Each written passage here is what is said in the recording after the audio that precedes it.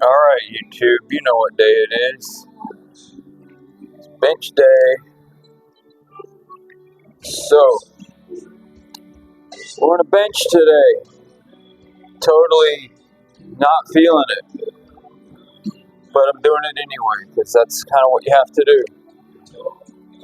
Stick to the program, hope for the best, do the work, get results.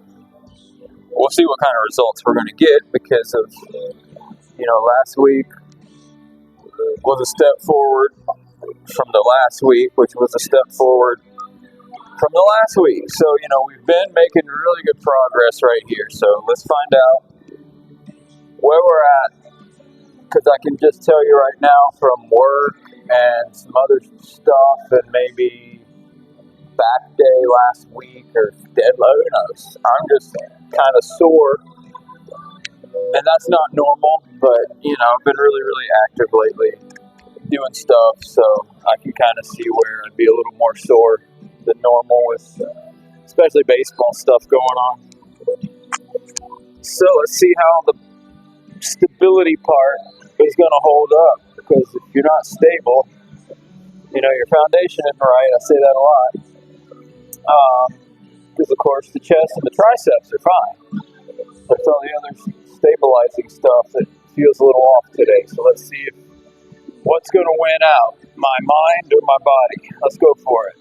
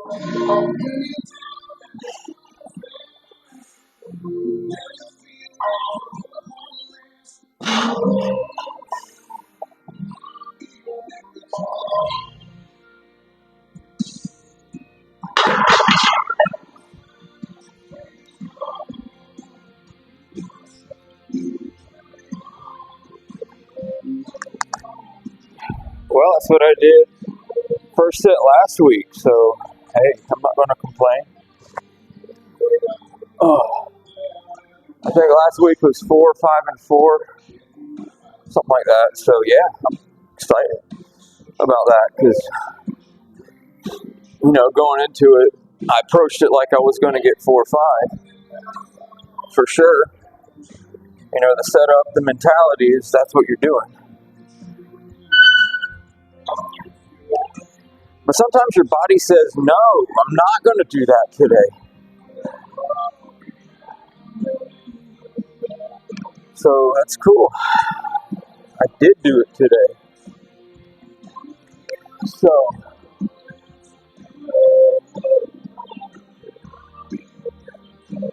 sweet. All right, let's get to Psalm 13. I wish for all my numerologists out there that there was something like extra significant about Psalm 13, but there's not. Oh well, because numerology is really cool. But anyway, it's really short. It's only 6 verses long, so there's that. Maybe somebody who loves to really get into the weeds with numerology will try to do something with the 6 and the 13 or I don't know. Anyway, it's really short, and it's one of those. What cracks me up with some of these psalms is that they know it was like for the chief musician, and it'll say the Psalm of David, for example, like this one. It's like, okay, so this is a psalm, and it was written in order for the song leader, the chief musician, however that worked for the church at the time. He's supposed to take all this and make something of it, And then you start reading the words, and you kind of think, well, But the part that I think is lost on us is how that, culture, of course, it's hard for us to understand any culture from thousands of years ago. And also their grammar structure, their thought process. This was before, of course, a lot of our modern thought and philosophy, even to this day, stems from the Roman and Greek cultures. Well, this happened way before that, so their thinking about things was different. So when I read it in my modern mindset, I think this would be really hard to sound positive. But at the same time, I know that, we just live in a negative world. So, of course, that might be the first thing that jumps out to us, no matter how small it appears to be. So, on the flip side, the way things end, a lot of times back then, I do know from studying, that that's where the truth and the reality is, and how a lot of the stuff that builds up to it isn't done that way on purpose because it fits their thinking and their grammar. And so what they were trying to do wasn't to be negative. It was really trying to be really positive, because it's showing you these things to get you back to this truth of who God is and what He's doing, and how that all that other stuff going on is the illusion. We tend to think, what we see. Oh, this is reality. This is not working right. That's reality. Or this is broken. That's reality. As opposed to what we see isn't always what's real. It's a smoke screen. It's fake news, right? But the truth and the reality is what we don't see, and who God is and what He is doing. So let's look at this psalm with that mindset. It says, "How long wilt thou forget me, O Lord?" You see the negativity right there, yeah? Forever? That's even worse, right? How long wilt thou hide thy face from me? How long shall I take counsel in my soul, having sorrow in my heart daily? How long shall my enemy be exalted over me? Man, that's an interesting question. Consider and hear me, O Lord my God. Lighten mine eyes, lest I sleep the sleep of death. That's like really dark if you think about it. Lest my enemies say, I have prevailed against him, and those that trouble me rejoice when I am moved. But I have trusted in thy mercy, my heart shall rejoice in thy salvation. I will sing unto the Lord, because he hath dealt bountifully with me. So the reality is God has done good by this guy. God has blessed. God has moved. God has intervened. And so all the other stuff coming into it is really the fluff and the fake. And then how many times even now, even with all our modern and mindset and everything, do things that seem like they were bad actually be good, because God was using it to grow us, to mature us, to change us. Or He was using it to protect us from going down a path that we thought was going to be good. We hit this obstacle, we can't go down it. We think that that's the devil, but it's really God working things out for His good, for our good, for His glory. So, yeah, that's an interesting little psalm there, but there's a lot in there if you really start digging into it and thinking about, how that really still applies to us to this day. All right, let's try this again. I was happy with the first set, so no matter what happens, set 2 and 3, I'm going to be happy with today, just because, again, like I said, my back is just sore all over from swinging a bat, whatever work and whatever else I've been doing, slinging mulch, all that kind of stuff. So, yeah, let's get on it.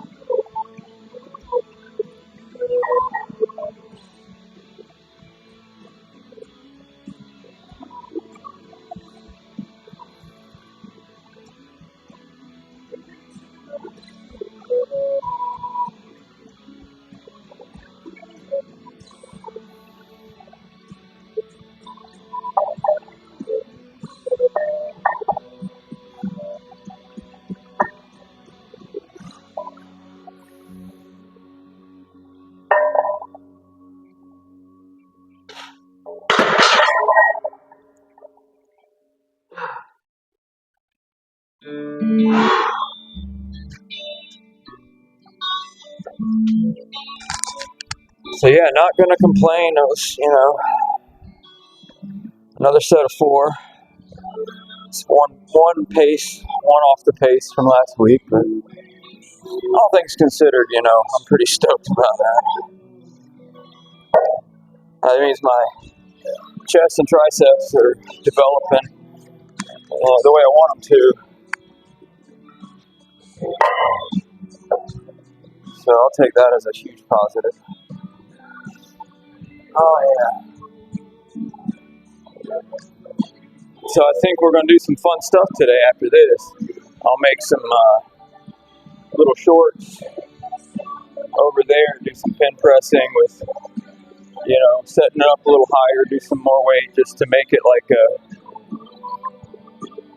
blocking out kind of stuff, the finishing touch to the bench there.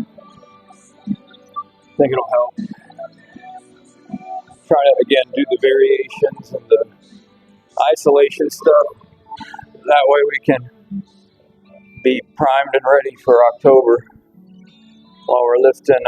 This is heavy. I'm not trying to make it like light of it or anything, but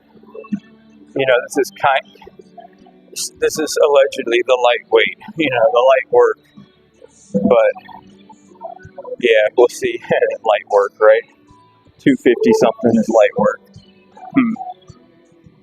Yeah, if you weigh that much, it's light work, I guess. But I'm like pushing up towards, wanting to do like double my body weight at the meet, so I gotta hit it like that. But anyhow, don't want to bore you with a bunch of jibber jabber, but that's sort of my approach to the benching right now, is knowing I'm not going to compete in anything with a bench until October. So it's trying to do all the little things to get it right between now and then. And then, that last 12 weeks, do the big ramp up. And I might do some research and see if I don't need to maybe cut the ramp up back to 8 weeks, just based on past experience and knowing that I kind of hit a peak and then almost plateau, lead it into the meet. Maybe 8 weeks should be the trick, instead of 12. That way I'm not burned out. So anyhow, that's some things to think about. But in the meantime, doing the work to get myself where I want to be, and that's including all the weird little stuff I do and make shorts out of, because I know just watching what people who win do, and people who compete at a really, really high level, if they're doing it and it works, I just always take that as a lesson. I should do that too. If it's baseball, if it's skateboarding, if it's weightlifting, just find somebody who's doing what you do at a way higher level and learn. That's the best advice I can give anybody in weightlifting. If I'm doing more than you, then maybe I can help you, but I'm looking at people that do more than me even. So anyway, that's it, man. I'm going to do another one of these and go out and have a good day if you want to.